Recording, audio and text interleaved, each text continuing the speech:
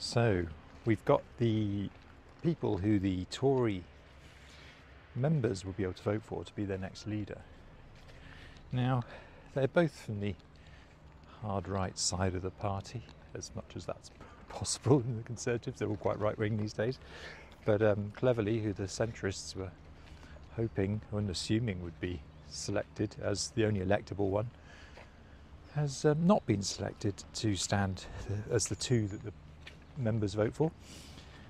Instead, we've got two slightly wacky hard-right characters. Now, you may have seen some news reports saying that other parties are celebrating this, they're cheering because they think, well, these two are unelectable. Because let's face it, the sort of people who might want to vote for them in an election are probably going to be voting for reform anyway, so the Tories have basically wiped themselves out. And you know what? That might be true, but I don't think it's a reason to celebrate if you are not on the right.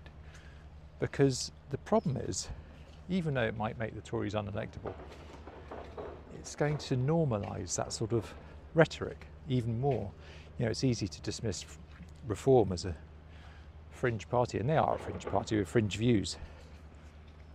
But the trouble is, as soon as you have a leader of a mainstream political party, an old party, a big party, like the Conservatives, who, you like it or not, they're almost regarded as the establishment, and they are the establishment in many ways. But as soon as you have their leader advocating quite hard right policies, like leaving the ECHR, which, bear in mind, makes us a pariah state, and the only other countries that have done that are Russia and Belarus. Not the best company to have, right? As soon as you normalise that as the view of the leader of an established and large party that has the backing of business and all sorts of vaguely serious people, or people who like to be considered serious in our country, then you have a problem. Because, let's face it, Labour, since they elected, have not exactly been pushing against the whole anti-migrant rhetoric, have they? They've been disappointing many people who voted for them. I mean, I was never fooled as a Green candidate. Labour are not really a left-wing party anymore, and aren't really a party that considers Gaza or the plight of refugees in any way different to the way the Tories view it. There's people who are now seem shocked that that's come to pass, but they weren't hiding it at the election. Anyway, we don't want to go back to that. Bad choice by people. But as soon as you normalise even more extreme views in your main opposition party, and what could still conceivably be a party of government, then you put all the parties that don't agree with it on the back foot somewhat, because I can see fighting another election on the basis of actually why human rights are good. To some extent that's been done, because there's people like Reform saying they're not. But as soon as you've got the party that could be considered the establishment saying it, you put yourself in a very dangerous situation, because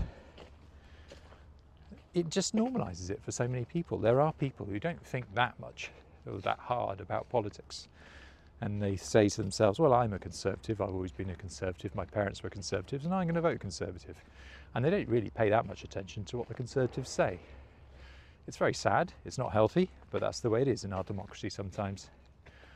And you get those people who will, unwittingly or without really caring too much, vote for really extreme policies, like cutting maternity pay, as one of the potential Tory leaders has advocated, leaving the ECHR, which another one of them has openly advocated.